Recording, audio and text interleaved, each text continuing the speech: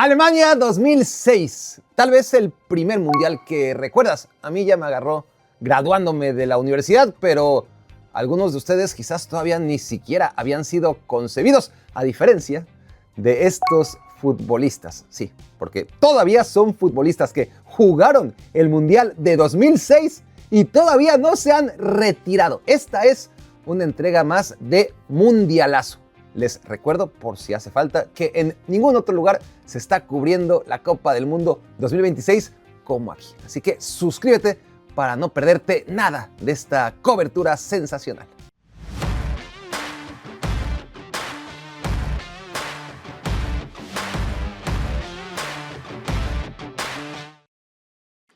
En 2004, nadie en este mundo sabía quién era Taylor Swift. Mr. Beast tenía 5 años. A Lamine Yamal le quedaban todavía 3 años en la lista de espera antes de siquiera nacer. Y Memo Ochoa ya era el famoso portero del América en Copa Libertadores. Sí, Memo era profesional en los lejanos buenos tiempos en que los clubes mexicanos competían en Libertadores en lugar de andar perdiendo el tiempo con sus amigotes de la MLS. Como arquero sensación que era, Ricardo Antonio Lavolpe se lo llevó a la Copa Mundial de Alemania 2006 en calidad de tercer portero detrás de Osvaldo Sánchez y de Chuy Corona.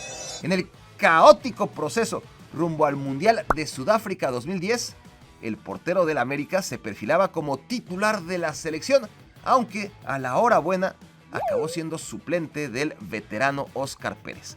Tras 2 mundiales en la banca, Memo parecía condenado a ser suplente de por vida, pero en Brasil 2014 le llegó su momento. ¿Y qué momento? Su actuación contra la selección brasileña es patrimonio de las Copas Mundiales de Fútbol.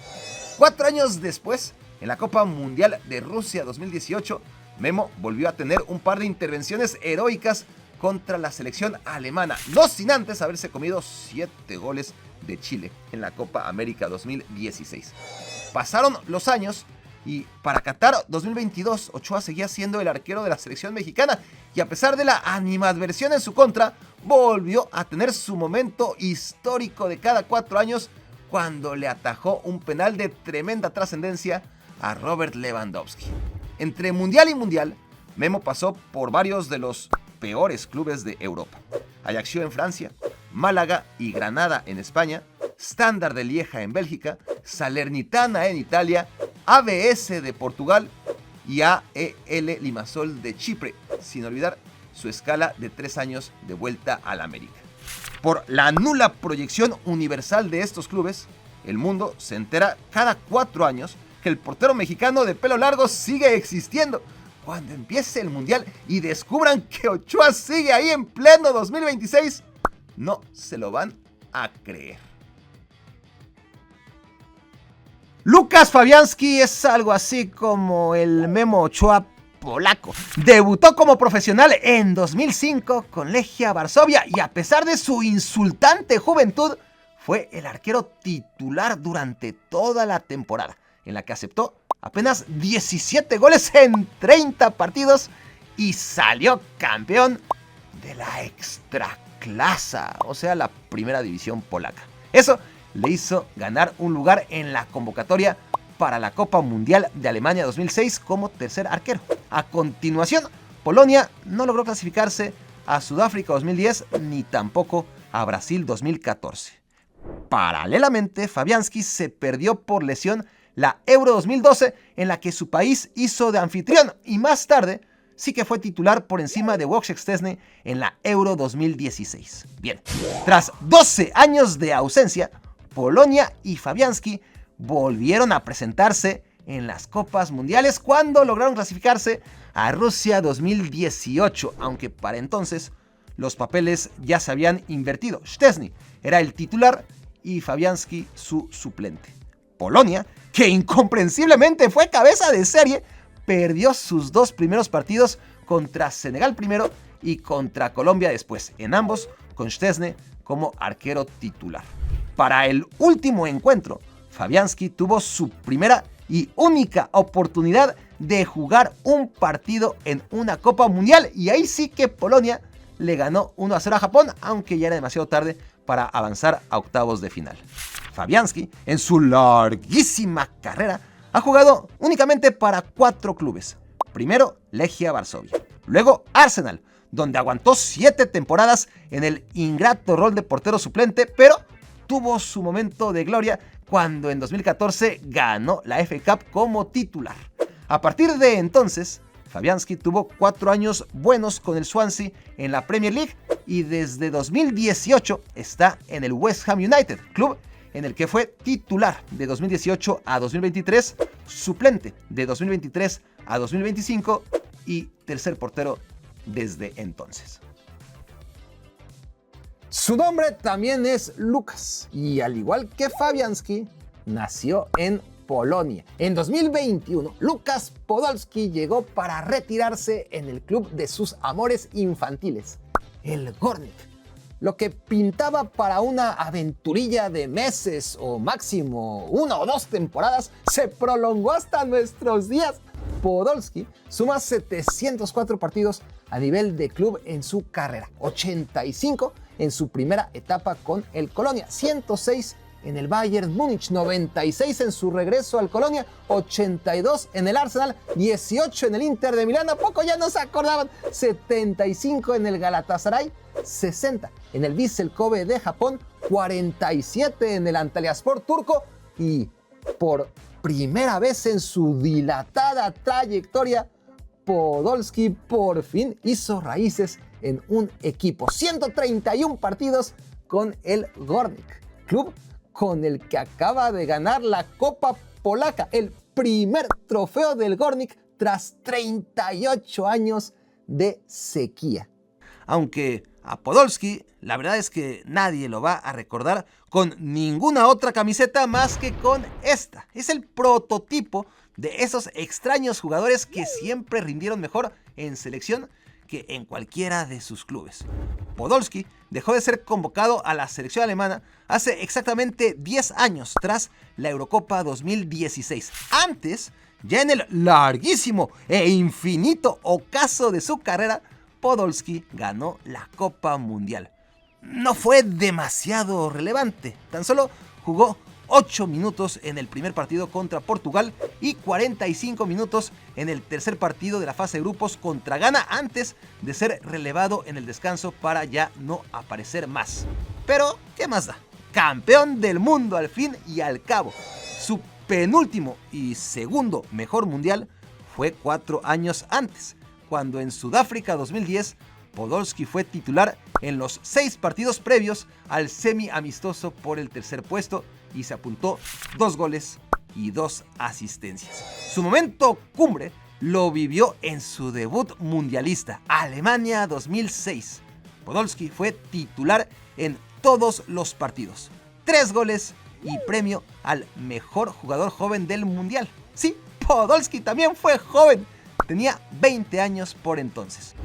Hoy tiene exactamente el doble. Y ya no solo es el jefe espiritual del equipo, sino que acaba de comprar el 86% de las acciones del club.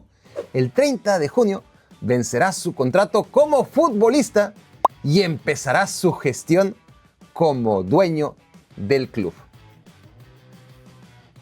La pareja de mediocampistas en la selección croata de Alemania 2006 estaba integrada por Igor Tudor y Niko Kovac.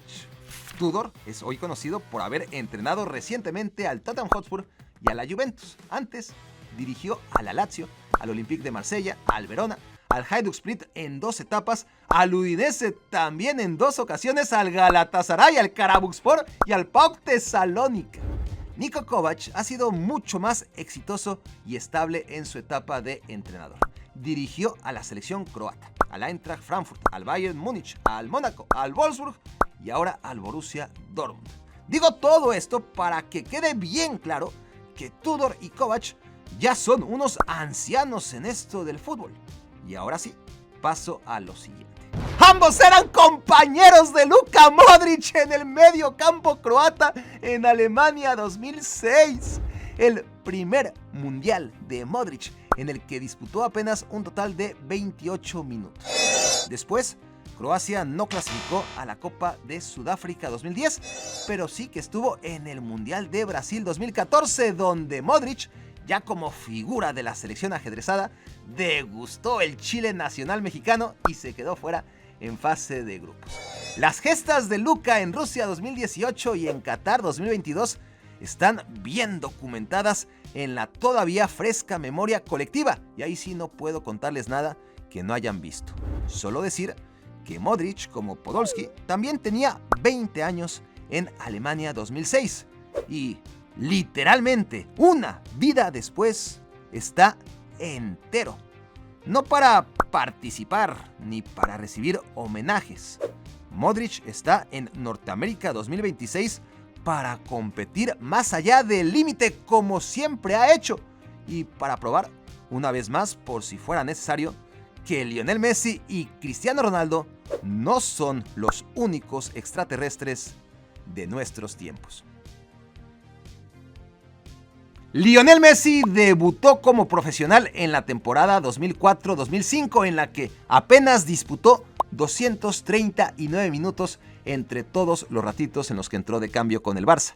La temporada 2005-2006, entonces, la previa a la Copa Mundial, fue en la práctica su temporada de debut. Messi tenía 18 años, jugó 25 partidos, anotó 8 goles y sirvió 5 asistencias.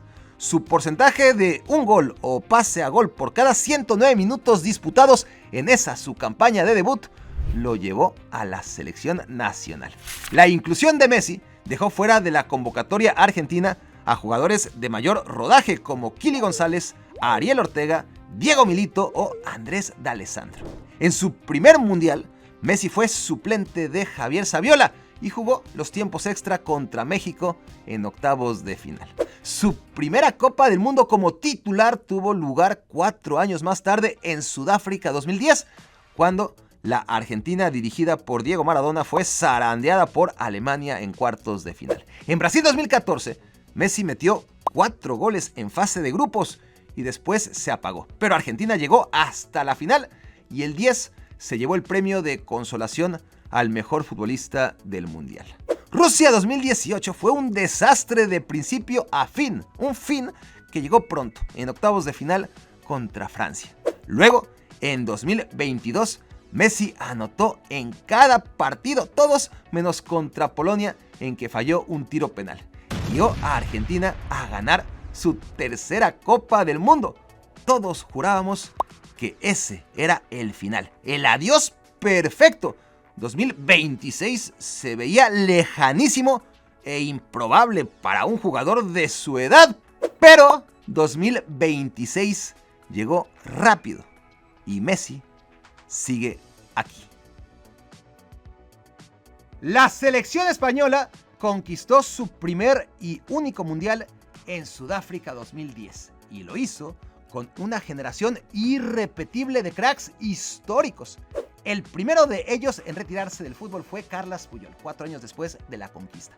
Fernando Torres y Xavi se jubilaron en 2017, Xabi Alonso en 2019, Iker Casillas y David Villa dijeron adiós en 2020, Gerard Piqué lo hizo en 2022, David Silva se fue en 2023, Andrés Iniesta colgó las botas en 2024 y Sergio Busquets se retiró en 2025.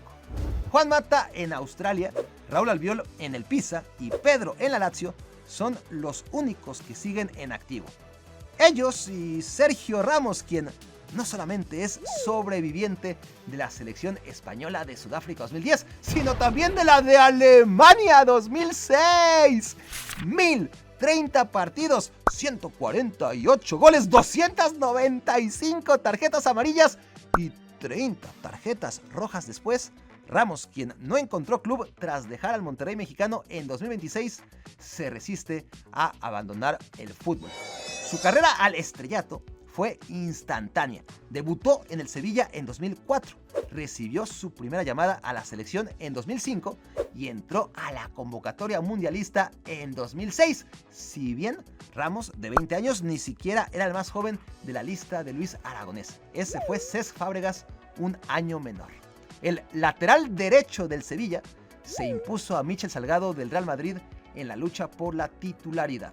jugó los 90 minutos contra Ucrania y también contra la selección de Túnez. España, ya clasificada, descansó a Ramos y al resto de titulares contra Arabia Saudita y luego, en octavos de final, se atravesó en su camino la Francia de su futuro entrenador Zinedine Zidane. Otra vez, el novato Ramos disputó los 90 minutos de aquel partido.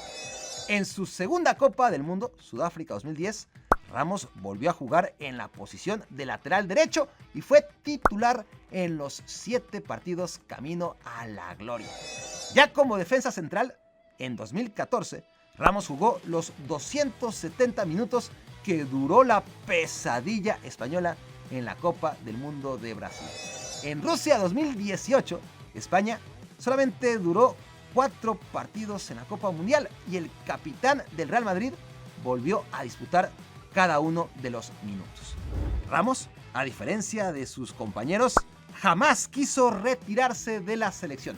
Fue a él a quien retiraron a partir de 2021, un año antes del Mundial de Qatar, pues ya no lo volvieron a convocar. El primer Mundial de Cristiano Ronaldo fue el mejor de todos, no tanto para él, que en Alemania 2006 fue titular en 5 partidos, suplente en 2 y registró 1 gol y 0 asistencias, sino para la selección portuguesa, que avanzó a semifinales apenas por segunda vez en su historia, gracias, sobre todo, a su innombrable capitán, a Deco, a Maniche y a Pauleta.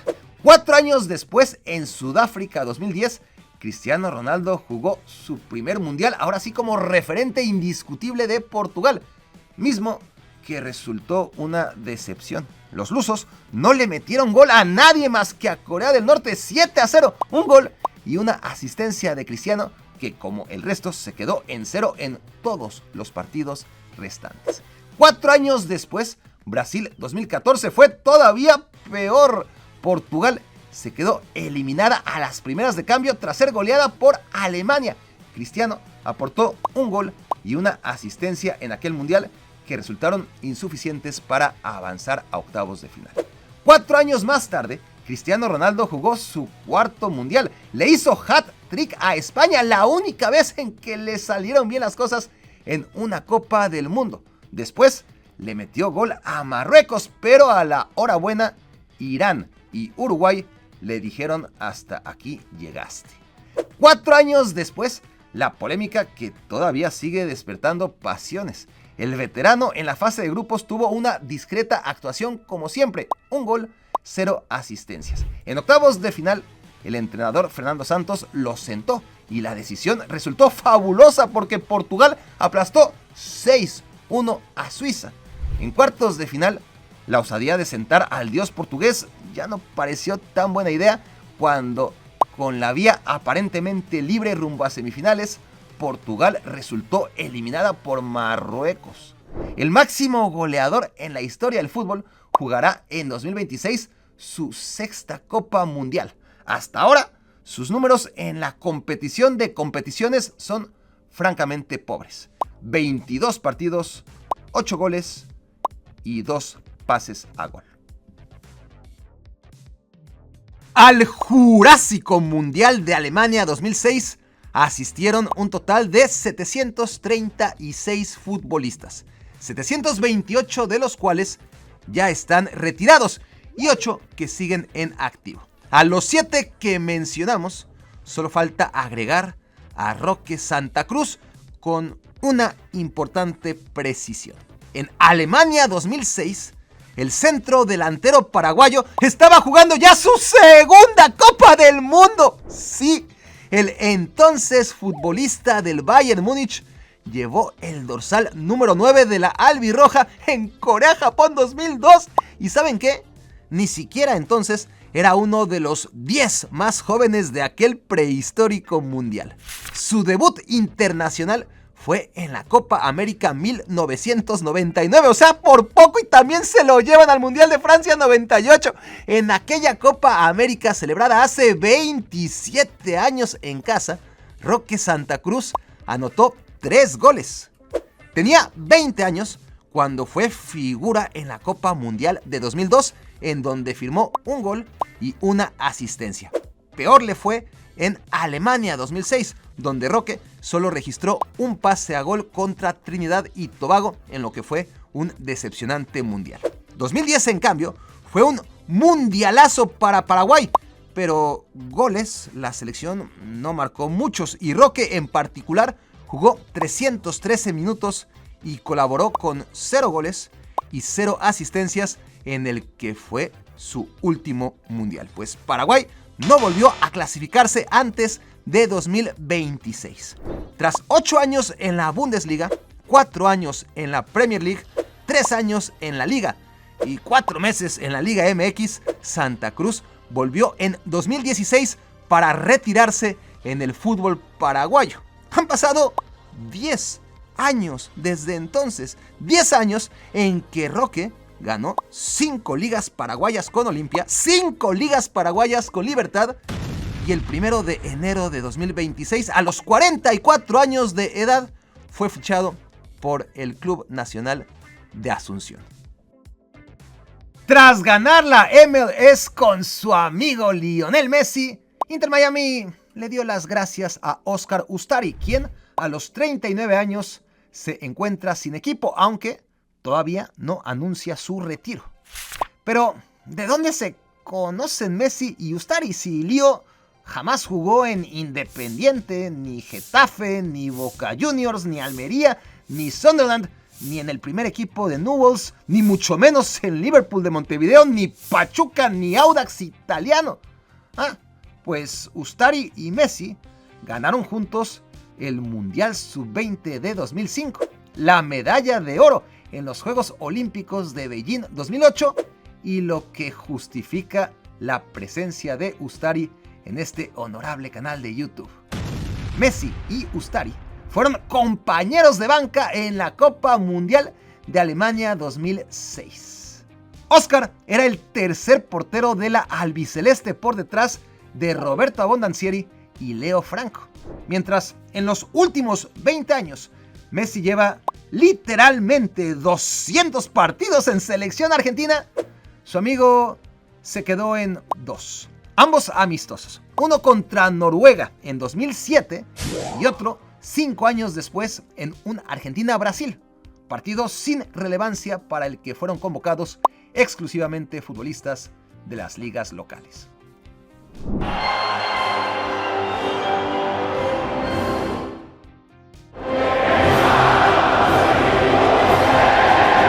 Cuando suene el himno, el estadio va a temblar.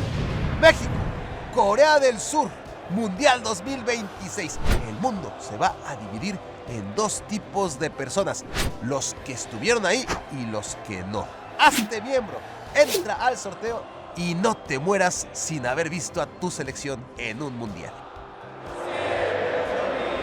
Mañana es el día en que descubriremos por fin quién de ustedes va a ir al México-Corea del Sur. Sorteo exclusivo para miembros, donde además vamos a sortear muchos regalos. La camiseta de Seattle Sounders, esta del Manchester United, edición especial.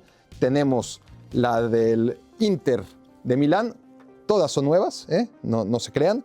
La de la selección de Guatemala, la del Inter Miami, la del Atalanta, la de Boca Juniors, la del Manchester City, la de... Ay, se me cayó ahí una, no importa, hay muchas. La del Lille. Así que va a estar buena la fiesta. Si tú todavía no eres miembro, tengo noticias para ti. Se cierran las inscripciones mañana, 9 de junio a mediodía. Así que no te pierdas la gran fiesta de este canal en exclusiva para nuestros queridos miembros. ¿Y por qué trabajo a veces? Bienvenidos a las instalaciones de ESPN, al lado de mi roommate de oficina. ¿Lo conocen? Hola. Los más viejos sabrán que este señor metió goles un par de años en Puebla, ¿no? Puebla